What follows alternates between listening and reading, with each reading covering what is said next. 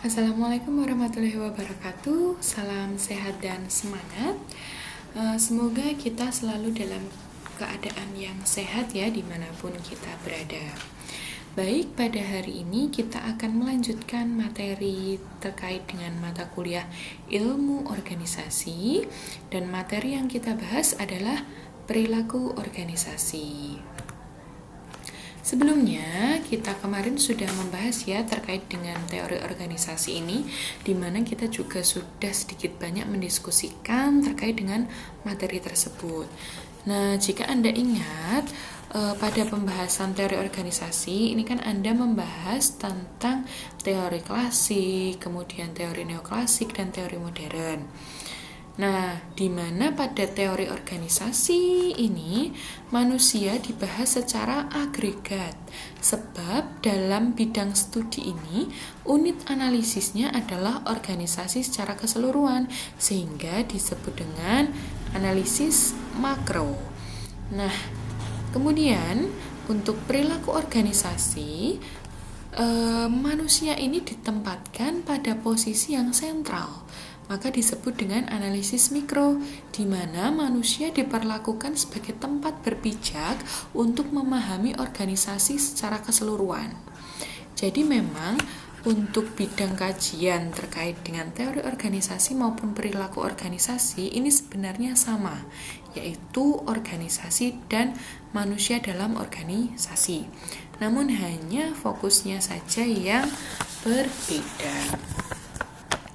Nah, kemudian karena di perilaku organisasi ini titik sentralnya ini adalah manusia, maka yang akan kita bahas nanti adalah perilakunya.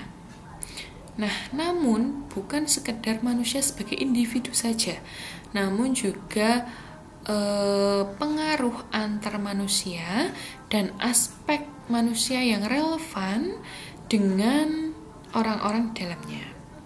Hal ini sejalan dengan pendapat dari Stephen Robin, di mana di sini disebutkan ya bahwa perilaku organisasi merupakan bidang studi yang menginvestigasi individu, kelompok, dan struktur organisasi serta dampaknya terhadap perilaku dalam organisasi.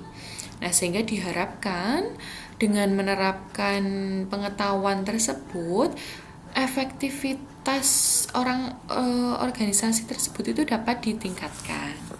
Ini juga ada pendapat dari Fried ya, di mana dari beberapa pendapat ahli tersebut dapat disimpulkan bahwa perilaku organisasi di sini merupakan suatu bidang studi terapan yang mempelajari perilaku manusia dalam organisasi, baik manusia dalam kapasitasnya sebagai individu maupun sebagai kelompok, serta hubungan antar manusia dan variabel yang relevan dengan organisasi dalam rangka meningkatkan efektivitas organisasi dan kepuasan kerja karyawan. Apabila kita membicarakan mengenai perilaku organisasi ini ya, itu kan kita memandang bahwa organisasi ini sebuah proses kerjasama ya, proses kerjasama kelompok untuk mencapai tujuan tertentu. Namun di dalam kelompok tersebut ada individu-individu yang bergerak di dalamnya. Namun kita harus mengingat bahwa perilaku setiap anggota itu berbeda-beda, sehingga hal ini akan memberikan warna, kemudian ciri dan tipe dari organisasi tersebut.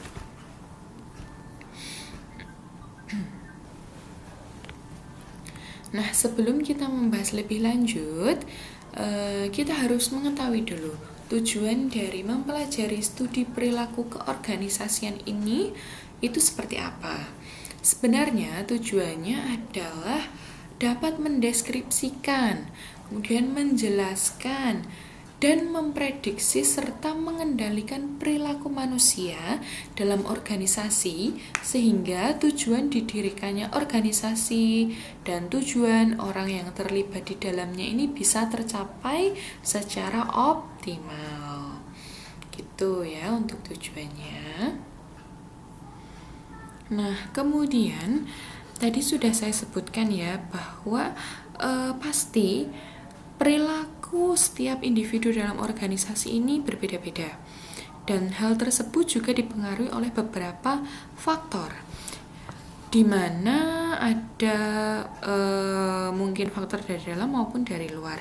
Sehingga perilaku ini nanti dibedakan menjadi dua, yaitu perilaku intern dan perilaku ekstern. Dari katanya saja sudah jelas ya bahwa perilaku intern ini merupakan perilaku yang dipengaruhi oleh faktor genetika, yaitu segala hal yang dia bawa sejak orang itu lahir, sehingga merupakan warisan dari mungkin orang tuanya atau kakek neneknya begitu. Sedangkan untuk perilaku ekstern ini perilaku yang dipengaruhi dari luar, dapat dicontohkan yaitu faktor lingkungan tentunya. Nah, untuk perilaku intern tadi ya, boleh dikatakan setiap orang itu akan mewarisi hal tertentu hubungannya dengan faktor genetik.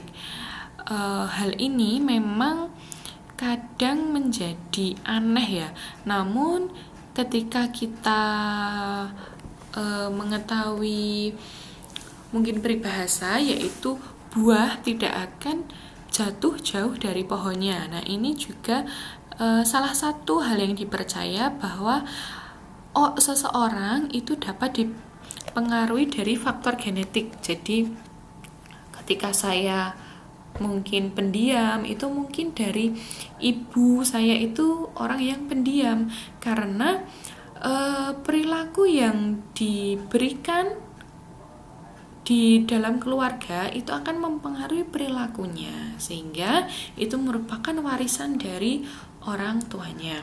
Nah, untuk perilaku ekstern ini dipengaruhi faktor dari luar.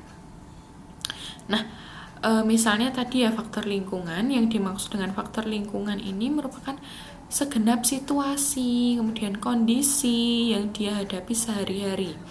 Jadi ketika seseorang itu mungkin pendiam, namun dia hidup di lingkungan yang orangnya itu cerewet mungkin, kemudian banyak ngomong, banyak bicara, ini lama-kelamaan nanti akan terpengaruh.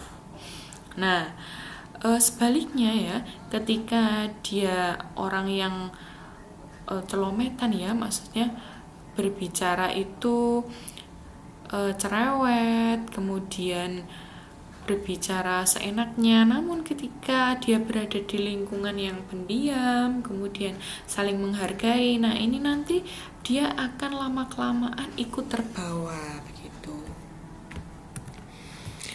Kemudian selanjutnya, nah ini juga ada faktor yang mempengaruhi pembentukan perilaku, di mana ada 3 ya.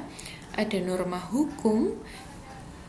Norma hukum ini terdiri dari kelaziman dan aturan kesusilaan yang berlaku di masyarakat, norma keagamaan, dan norma hukum kenegaraan. Namun, dalam norma itu terkadang ada beberapa hal yang tidak tertulis, namun juga diagung-agungkan begitu dan dijaga, sehingga norma dalam masyarakat itu sangat mempengaruhi. Jadi ya, fungsi norma di sini sebagai suatu pedoman berpikir, kemudian berperilaku dan bertindak, walaupun tidak tertulis ya. Kalau norma hukum itu mungkin bisa tertulis, namun ada beberapa norma yang tidak tertulis namun juga dipatuhi.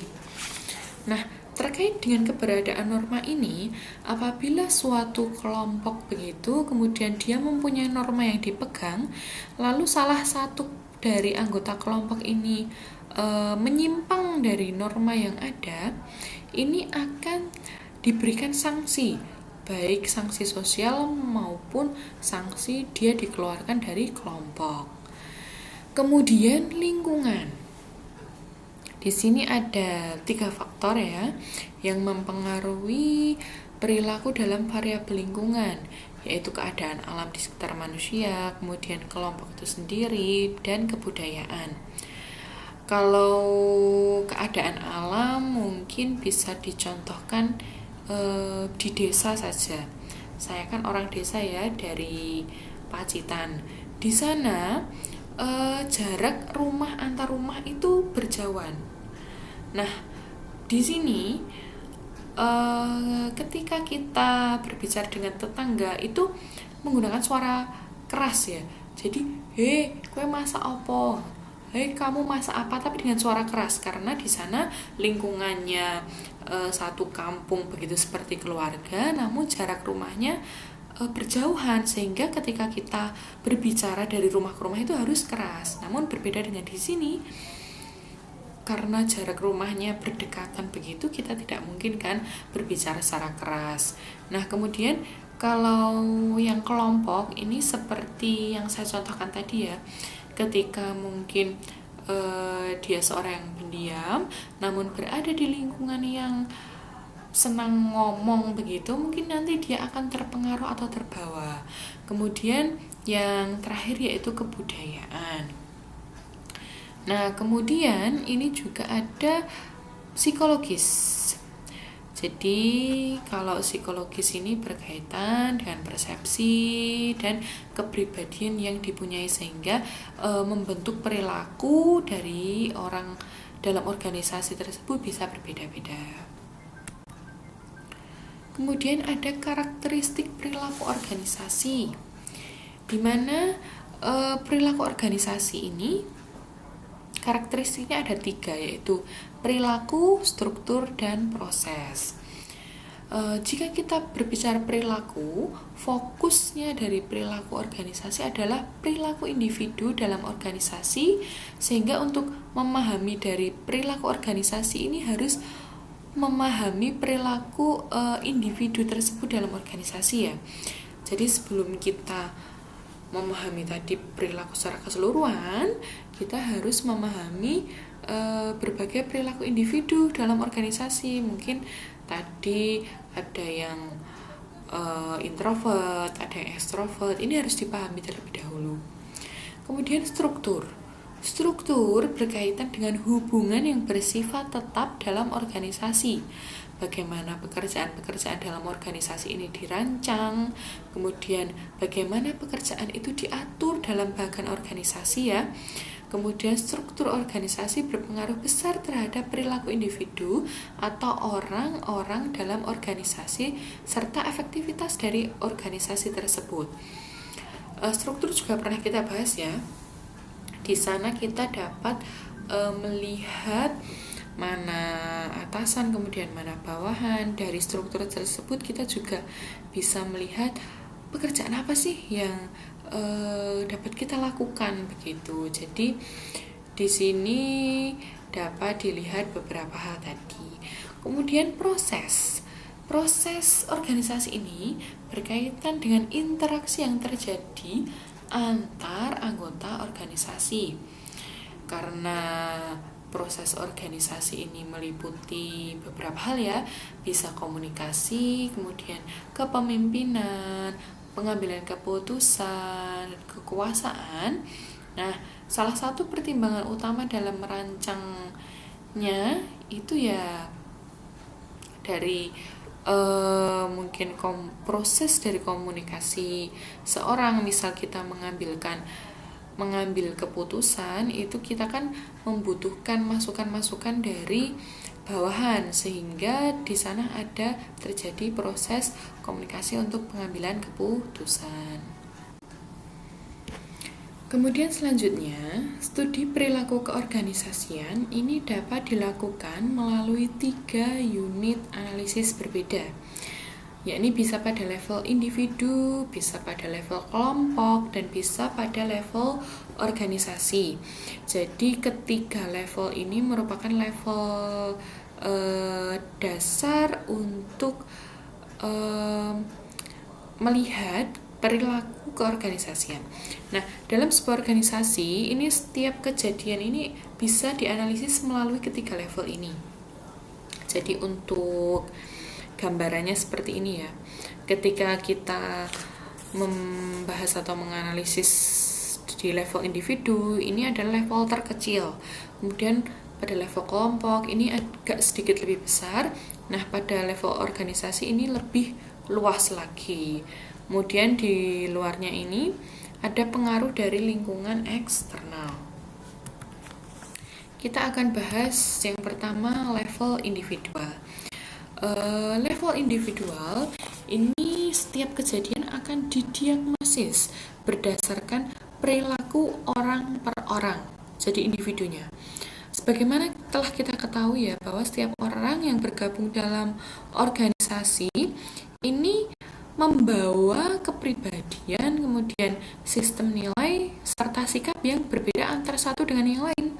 Nah, perbedaan ini tentu saja akan menyebabkan perilaku organisasi itu berbeda-beda. Nah, contohnya saja begini. Sebuah organisasi ya, mungkin dulunya menerapkan jam kerja jam 9 pagi sampai jam 5 sore.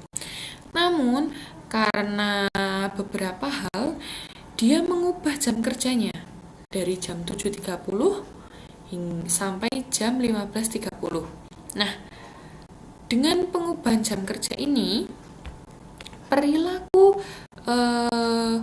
setiap individu ini dapat berbeda-beda.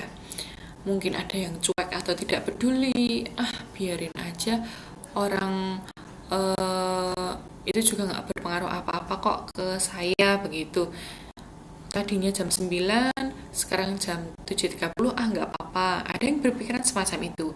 Namun juga ada yang stres berkepanjangan mungkin. Biasanya jam 9 begitu ya. Jadi dari rumah santai ini jam 7.30 karena mungkin rumahnya jauh atau ada beberapa hal yang ia lakukan di pagi hari sehingga dia dapat stres berkepanjangan. Jadi ada individu yang menyikapi secara positif, ada individu yang menyikapi secara negatif. Masing-masing individu ini mempunyai persepsi yang berbeda, sehingga pada analisis di level individual ini lebih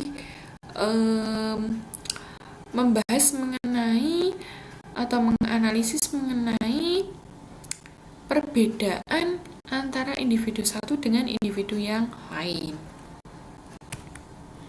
Selanjutnya pada level kelompok. Di sini dijelaskan bahwa setiap kelompok mempunyai norma perilaku tersendiri yang mereka bangun bersama dan diterima oleh setiap orang yang bergabung dalam anggota kelompok tersebut. Oleh karena itu, perilaku kelompok akan terus dipertahankan sebagai identitas diri mereka, sehingga kelompok tersebut mempunyai ciri khas begitu ya, dan akan disosialisasikan ke sesama kelompok yang masih eksis tentunya. Nah, di sisi lain, mereka akan menolak perilaku kelompok lain, utamanya demi menjaga dan melindungi eksistensi mereka. Nah, ketika kita berbicara kelompok ya, kelompok ini adalah kelompok yang masih di dalam satu organisasi. Jadi, untuk contohnya mungkin ketika suatu organisasi ya, itu akan menerapkan otomatisasi pemilahan benang. Jadi ini ceritanya adalah salah satu organisasi yang memproduksi baju begitu. Dulunya pemilahan benang ini dilakukan secara manual, namun dia akan berubah untuk otomatisasi pemilahan benang. Nah, dalam perubahan ini tentunya ada beberapa kelompok yang tersentil begitu. Jadi misalnya di bagian quality control itu akan sepenuhnya mendukung. Kenapa? Karena dengan adanya otomatisasi ini dia akan lebih, benang yang dihasilkan itu akan lebih terkontrol kualitasnya, sehingga bagian quality control ini mendukung sepenuhnya.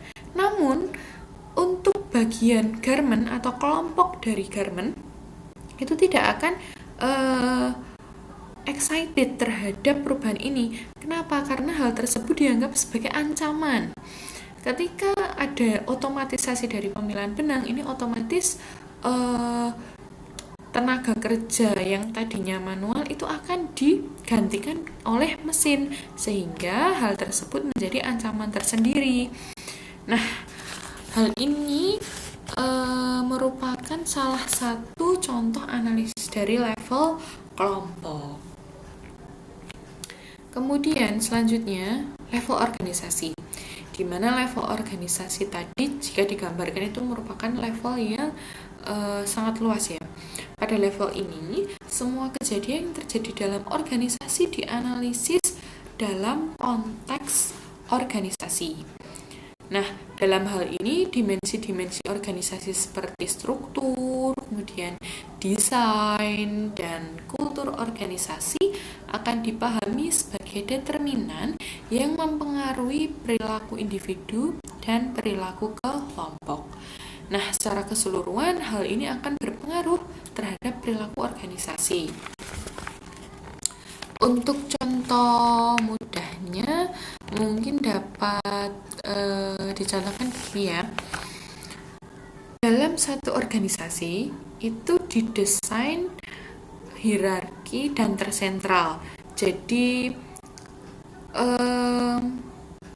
kaitannya dengan aliran informasi ini mengalir dari pimpinan puncak ke level paling bawah, di mana karena tadi tersentral, pengambilan keputusan ini harus di level yang paling puncak. Jadi tidak ada wewenang di setiap bagian-bagian. Kan biasanya bagian-bagian itu ada manajer. Nah, manajer ini tidak berwenang untuk mengambil keputusan karena tadi tersentral di puncak.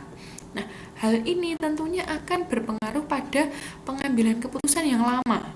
Kenapa kok lama? Karena ketika ada masalah pada satu bagian begitu, itu tidak akan bisa diselesaikan di bagian tersebut. Jadi harus naik ke atas dulu, kemudian dibicarakan di manajemen puncak. Nah, manajemen puncak keputusan seperti apa baru diberikan kepada bawahan untuk menangani masalah tersebut. Jadi pengambilan keputusan ini terkesan lambat. Nah, kemudian selain itu manajer di level bawah itu tidak diberikan kesempatan untuk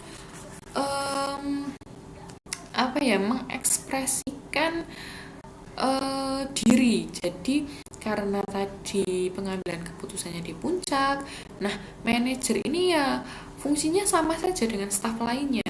Tidak ada kepemimpinan di sana, tidak ada hasrat untuk menyelesaikan satu masalah, karena ketika ada masalah ya harus dibawa ke atas gitu. Kemudian selanjutnya yaitu dimensi komitmen perilaku organisasi. Ketika kita bicara komitmen, ini kan berarti adanya keinginan, kemudian keyakinan, kemudian keteguhan hati untuk dia berperilaku atau mempunyai loyalitas dalam suatu organisasi. Nah, di mana dimensi dari komitmen organisasi ini bersifat multidimensi. Nah, dalam dimensi komitmen ini terdapat 3 dimensi. Yang pertama yaitu komitmen afektif. Komitmen afektif ya. Di mana komitmen afektif ini merupakan ketertarikan atau keterikatan emosional karyawan dan keterlibatannya dalam organisasi. Dia mempunyai perasaan yang emosional begitu untuk organisasi. Dan seseorang yang memiliki komitmen afektif yang kuat akan terus bekerja dalam organisasi tersebut. Karena tadi sudah yakin dan ada keterikatan dari emosional tadi ya. Kemudian ada komitmen normatif, di mana merupakan perasaan wajib untuk tetap berada dalam organisasi karena memang harus begitu. Tindakan tersebut merupakan hal yang benar dan yang harus dilakukan. Nah, untuk komitmen normatif ini, seseorang itu merasa bahwa dia wajib bertahan di situ. Dengan kata lain, komitmen normatif berkaitan dengan perasaan wajib dan mengharuskan dia untuk tetap bekerja. Kemudian yang terakhir yaitu komitmen berkelanjutan, di mana komitmen berkelanjutan ini merupakan nilai ekonomi yang dirasakan dari bertahan dalam organisasi dibandingkan dia harus meninggalkan organisasi. Nah, seorang karyawan ini mungkin bertahan dan sudah berkomitmen dengan organisasi karena organisasi tersebut sudah memberinya pekerjaan dengan imbalan yang cukup tinggi. Jadi faktor yang mempengaruhinya adalah imbalan tersebut. Kemudian selanjutnya, nah ini ada pendekatan untuk memahami perilaku, di mana ada 3 ya, pendekatan kognitif, kemudian pendekatan penguatan dan pendekatan psikoanalitis. Pendekatan kognitif ini menekankan pada peranan individu dalam hubungannya dengan lingkungan. Pendekatan ini meliputi kegiatan-kegiatan mental yang sadar seperti berpikir, mengetahui, memahami, dan kegiatan konsepsi mental, misalnya sikap, kepercayaan, dan pengharapan yang kesemuanya ini merupakan faktor yang menentukan dalam perilaku. Kemudian selanjutnya itu pendekatan penguatan. Untuk konsep dari penguatan ini sama seperti konsep dari kognitif, adanya stimulus dan respon. Namun pada konsep penguatan ini terdapat faktor penguat yang dinamakan reinforce. Kemudian pendekatan psikoanalitis. Dalam pendekatan ini perilaku manusia dikuasai oleh kepribadian, karena kepribadian ini merupakan sistem yang dinamis ya. Nah, dalam kepribadian seseorang itu ada subsistem lagi di mana saling berlawanan atau saling ada konflik, yaitu id, kemudian ego dan super ego. Nah, di sini dijelaskan pula tren perkembangan dan tantangan ke depan terkait studi perilaku organisasi. Jadi pada masa mendatang, peranan para manajer dalam mengelola organisasi ini banyak mengalami perubahan, di mana para manajer dituntut untuk lebih inovatif, kemudian kreatif, dan harus lebih adaptif. Kan kita tahu ya bahwa saat ini kita sudah menginjak di era revolusi industri. Jadi apa-apa saja yang berubah di dalam kehidupan itu juga harus segera diubah di organisasi. Jadi kita harus lebih beradaptasi. Nah, kenapa kok harus lebih adaptif, harus inovatif dan kreatif? Ini agar organisasi yang dipimpin bisa survive. Jadi tidak tutup begitu ya, tidak runtuh. Nah, oleh karena itu dituntut untuk melakukan desain ulang dalam mengelola organisasi. Nah, sehingga nanti ketika sudah didesain ulang begitu, kita akan lebih semangat untuk mengelola organisasi. Nah, di sini juga dijelaskan ya, ada perbedaan antara sifat manajer masa lalu dengan sifat manajer masa depan. Di sini kalau yang sifat manajer masa lalu itu adalah manajer itu serba tahu, tapi kalau di masa depan pimpinan ini sebagai seorang pembelajar. Jadi apapun yang ditemui di organisasi itu dia dapat belajar dari situ. Jadi tidak ada bedanya ya dengan staf-staf lain karena dia sebagai seorang pembelajar. Kemudian visi, dilihat dari visi. Kalau yang manajer masa lalu ini visinya domestik, jadi tidak mempunyai visi yang lebih luas. Sedangkan untuk manajer masa depan ini visinya global, gitu. Jadi lebih visioner. Kemudian memprediksi masa depan berbasis masa lalu. Ini merupakan sifat manajer masa lalu. Namun, manajer di masa depan ini memiliki intuisi untuk keberjalanan organisasi ke depan. Kemudian selanjutnya, sifat manajer masa lalu memperhatikan kepentingan orang per orang. Namun, untuk masa depan memperhatikan kepentingan institusi dan kepentingan orang per orang. Jadi tidak hanya orang per orang saja. Kemudian nomor 5, manajer adalah satu-satunya orang yang memiliki visi. Nah, sedangkan di sifat manajer masa depan ini memfasilitasi orang lain untuk memiliki visi. Jadi dia lebih melibatkan para anggota di dalamnya sehingga akan terbentuk perilaku organisasi yang bisa saling mempengaruhi. Kemudian yang keenam itu semata-mata menggunakan kekuasaan. Nah, pada sifat manajer masa depan ini menggunakan kekuasaan dan fasilitas. Kemudian menetapkan tujuan dan cara-cara untuk mencapai dari tujuan tersebut. Kalau yang sifat manajer masa depan itu menitik beratkan proses pencapaian tujuan. Kemudian yang kedelapan, sifat manajer masa lalu berada sendirian di atas. Nah, namun di masa depan itu menjadi bagian dari tim. Kemudian nomor 9, hanya mengikuti tata nilai yang ada. Namun di masa depan itu manajer bisa menerima hal-hal yang bersifat paradoks di tengah-tengah adanya chaos. Kemudian nomor 10, sifat manajer masa lalu itu monolingual, sedangkan sifat manajer di masa depan itu multikultural. Nah, yang terakhir, sifat manajer masa lalu ini lebih ditujukan agar memperoleh kepercayaan dari komisaris dan pemegang saham. Namun untuk di masa depan ini lebih ditujukan agar memperoleh kepercayaan pemilik, kemudian konsumen dan karyawan.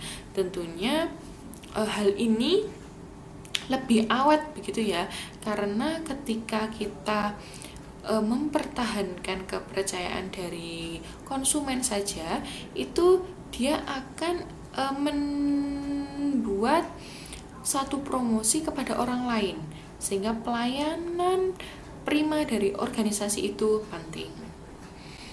Nah,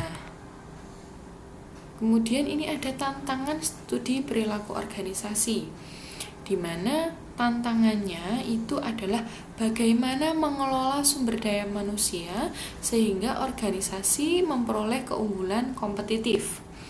Seperti yang kita tahu ya, kompetisi dari berbagai organisasi ini sangat ketat. Jadi bagaimana kita mengelola sumber daya manusianya? Bisa dengan mungkin pelatihan, kemudian pengembangan kompetensi, gitu. Kemudian yang kedua, bagaimana mengembangkan etika dan tanggung jawab sosial organisasi. Dimana ketika kita mendirikan organisasi itu ya, itu kan pasti ada etika dan tanggung jawab sosialnya melalui CSR, sehingga keberadaan organisasi ini didukung oleh lingkungan, begitu. Kemudian yang ketiga, bagaimana mengelola perbedaan. Ini sungguh sangat penting ya, karena tadi kan setiap individu ini mempunyai karakteristik, kemudian pembawaan dan ciri yang berbeda. Nah, ini bagaimana sih untuk mengelolanya dari perbedaan tersebut agar tidak terjadi konflik. Tentunya konflik yang negatif ya. Nah, ini ketika kita bisa mengelola perbedaan tersebut menjadi sesuatu yang baik, itu akan jadi nilai tambah. Selanjutnya, bagaimana mengelola perilaku keorganisasian manakala sebuah organisasi ini beroperasi dalam skala internasional. Nah, ketika organisasi beroperasi secara internasional ini akan lebih kompleks karena permasalahannya tidak hanya di situ-situ saja, namun terkait dengan negara lain, kemudian konsumen secara internasional, dan lingkungan secara internasional. Selanjutnya, bagaimana mengelola perubahan teknologi yang kemungkinan mempengaruhi tugas-tugas manajer dan para karyawannya. Kan seperti yang contohkan sebelumnya ya, bahwa otomatisasi ini memang membantu manusia, namun bisa jadi menjadi satu ancaman karena nantinya sumber daya manusia ini akan tergantikan oleh mesin-mesin dan robot. Jadi bagaimana mengelola perubahan teknologi tersebut sehingga hal ini muncul sebagai teknologi padat karya. Jadi memanfaatkan teknologi namun juga memanfaatkan sumber daya manusia. Itu merupakan tantangan dari studi perilaku organisasi. Baik, mungkin itu saja yang bisa saya jelaskan ya terkait dengan materi perilaku organisasi. Mungkin apabila ada pertanyaan dapat ditanyakan melalui forum Sepada. Terima kasih atas perhatian Anda semua. Wassalamualaikum warahmatullahi wabarakatuh.